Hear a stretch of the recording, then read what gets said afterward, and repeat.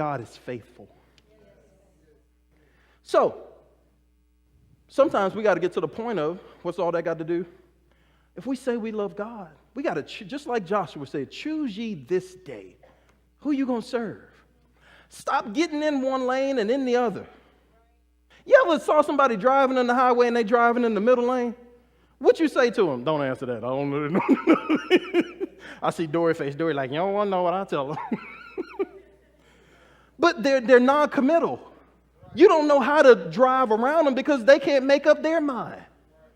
Even God says, I would that you were either hot or cold because I know how to deal with you. But nobody likes dealing with somebody that's wishy-washy, do you? How many wives or husbands would love it if their mate say, you know what, I'm going to spend some time over at my girlfriend's house today? No, not at all. It's too many knives around my house. Nobody likes to deal with anybody that's wishy-washy. Everyone longs for someone to love them for who they are and to commit to them. Isn't that the whole point behind marriage? And when you think about it, that's why you can summarize Christ's relationship with us the way he does with the church. And he frames it in the midst of a marriage. That's why we're called the bride. Because he saves us for himself. That's why he's preparing us. He wants to get us just right. So when he comes, because he said, I am yours and you are mine. You don't have to worry about me wavering. You don't have to worry about me disappointing you. You don't have to worry about me ever turning my back on you because I love you with an everlasting love. So and I'm almost done. It's a record for me. So in the book of Hosea, we see an absolutely fascinating story of God's love towards Israel. And for those that don't know the story of Hosea, Hosea was what we call one of the minor prophets, one of them books near the end of the Old Testament. But he gave Hosea an interesting request. Can we go to Hosea chapter 1? Right there. When the Lord began to speak through Hosea, the Lord said to him, go and take yourself an adulterous wife and children of unfaithfulness, because the land is guilty of the vilest adultery in departing from the Lord. He told him, go marry a prostitute. Now, this sounds like a Lifetime of a Woman movie. They know this ain't going to end well. Well, this just can't end well. He told him to go get it. And sure enough, he's faithful to her. He takes her in. She doesn't have to worry about where she's going to be supplied for next. He said, I'll love you. I'll take care of you. But her character never changed. And she began to go out and sleep with other men. To the point that even some of the kids that they had, he was like, now I know how dark I am. Why that baby white? It is yours. He began to question some of them kids. Wait a minute now, that don't look like me. Why the eyes like this? I don't get it. That don't look like me. It's your baby. It's your baby. And he's like, and so God let him go through all this to the point that even after she had these kids, and like I said, some of them, at least one of them wasn't his, supposedly, she left him.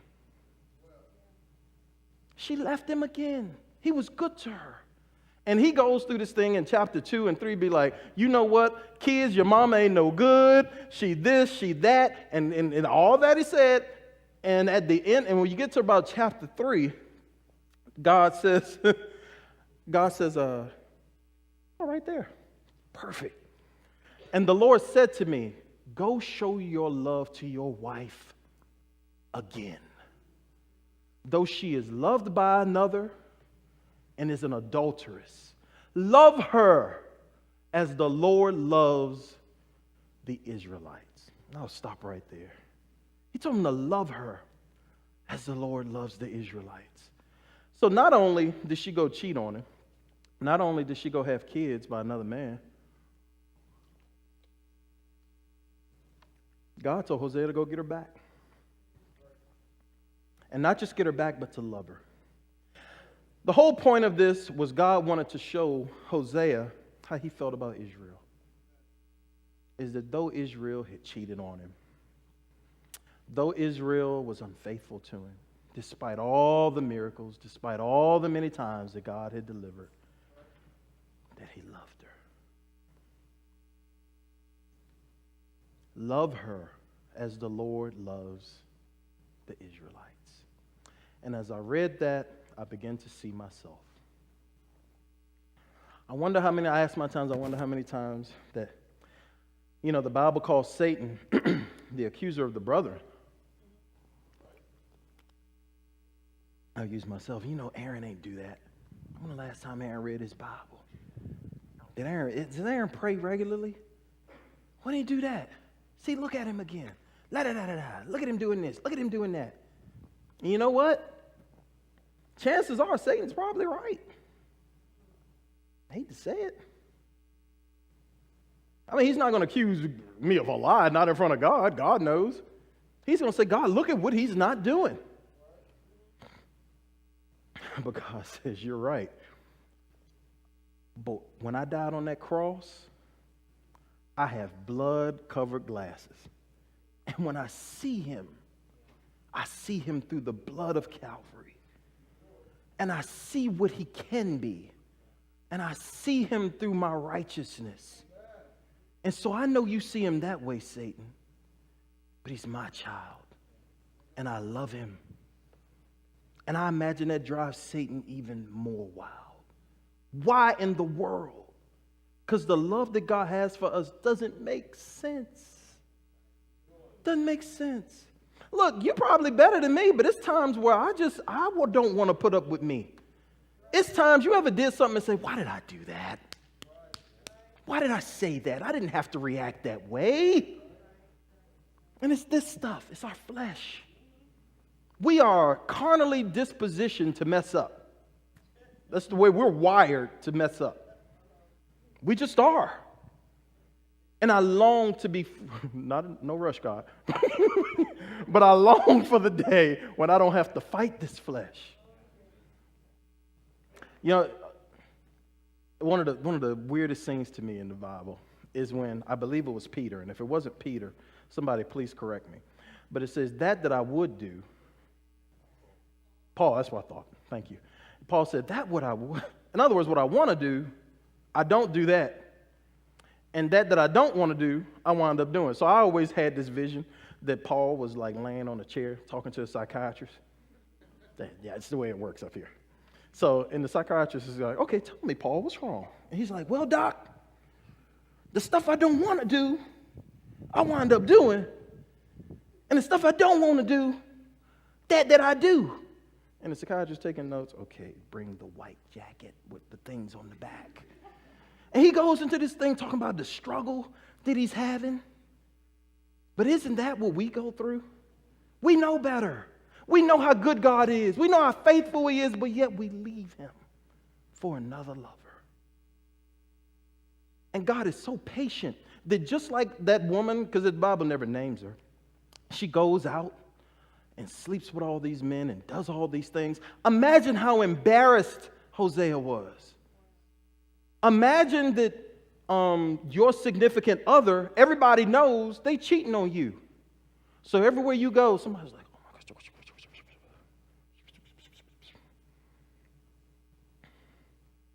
Everybody's making a mockery of you. Imagine the shame. And I imagine that's what God feels like sometimes.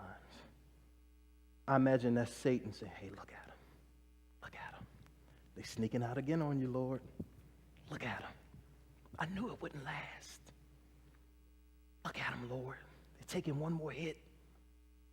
Look at him, Jesus. Why don't you give him to me? And Jesus says, but I love him. And he, just like he tells him in that last verse, I'm going to go back and I'm going to redeem them even as the Lord loves Israel. I just love them. I just love them. I'm going to go back and show love to them again. Because it wasn't that I wasn't good in the first place. So I'm going to go back and do it all over again. Because of my loving kindness, I want to draw you because I just keep thinking that if I show you I love you, if you get a glimpse of being in relationship with me, if you get a glimpse of how much I suffered, if you get a glimpse of what I've been through and the price that I paid, just as he said, you are my beloved, you are my precious one, that maybe, just maybe, you'll come back to me. So I began to ask myself, how many times has Christ have to come back to me because I left him for another lover? Because I left him just to do what I wanted to do, to say what I wanted to say. You know, people that tell me people tell me, man, you about to make me lose my religion. I said, well, if you can lose your religion, you probably never had it to begin with. Because you can lose your religion, but I can't lose my relationship. I can't. I've tasted and seen. So sometimes and I'll end on this note, because like I said, songs always come to me. And whenever I would get to that point where I realized I left God, God would always remind me, but I love you. That you've never gone too far, that my love can't pull you back. And I long to love you again, because you my baby. You're the best thing to me. Oh, you have no idea how much I think of you. And I'm like, Lord, how can you? And another song that I learned when I was a little boy. Let's pull up the slide. And this song has come running back to you. And I put up the words, and I'm going to attempt to sing it with my hoarse voice somewhat, to kind of give you an idea of the passion behind it. But I want you to really listen to the words. Maybe it's just for me, but it symbolized to me what I say when I'm talking to God. How can you forgive me when I've often gone astray? How can you think of me when I do things my way? Turning my back on you, the one who loved me first, having mine own desires, renewing worldly thirst. You told me you loved me, and I should make up my mind. You tell me, come back now, but I keep wasting time, feeling so very weak. You say I can be strong. I feel I've gone too far. You tell me to come home. You love me still. And I know this is real. Next slide. And I am running back to you. I see you're standing there for me. Your arms are open wide, and I don't have to cry no more. You're standing there for me, and I am running back to you. Why do I go astray when I know I am no good when I'm on my own? You tell me you could keep me, but I've turned it away. I failed you so much now that I don't know what to say. Using the same excuse that I am just a man. You tell me you have been there, and to hold your nail-scarred hands so I can see. Now I know I am free, and I am running back to you. I see you standing there for me.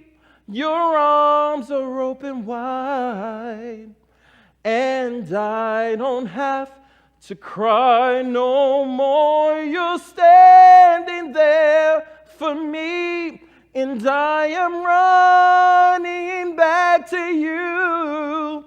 Why do I go away when I know I am no good? I have taken advantage of your love and grace. Forgive me, Lord, and take me home. Take me home. I'm running to you, Jesus. Please take me home. You see, I've been in this wrong way too long, and I can't do right anymore. I'm tired of pain, and I don't like fear. But Lord, I want to be more sincere. I never should have left your side. Return me to your guiding light. I'm running back to you. I see you standing there for me. Take me back, dear Lord. I'm running back to you. Take me back, dear Lord. I'm running back to you. As I end, I can't say it any better than that. That we all have the opportunity of a lifetime tonight. That if that song, any part of that represents you, Jesus is standing there with his arms wide open.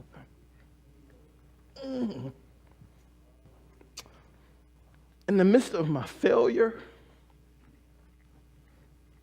in the midst of my shortcoming, I can run back to him. And why can I run back to him? Because the word tells me he loves me with an everlasting love. I am his beloved. He is that father that's waiting at the end of the road. Every day checking, is he coming yet? Is he going to come to himself? He faithfully comes out every day.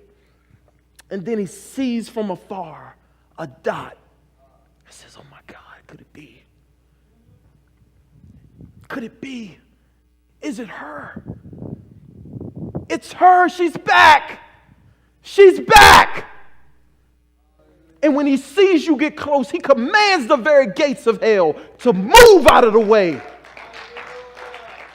and bring my son or daughter home because I loved him. Tonight, I'm not interested in I want to bring you to a moment of change.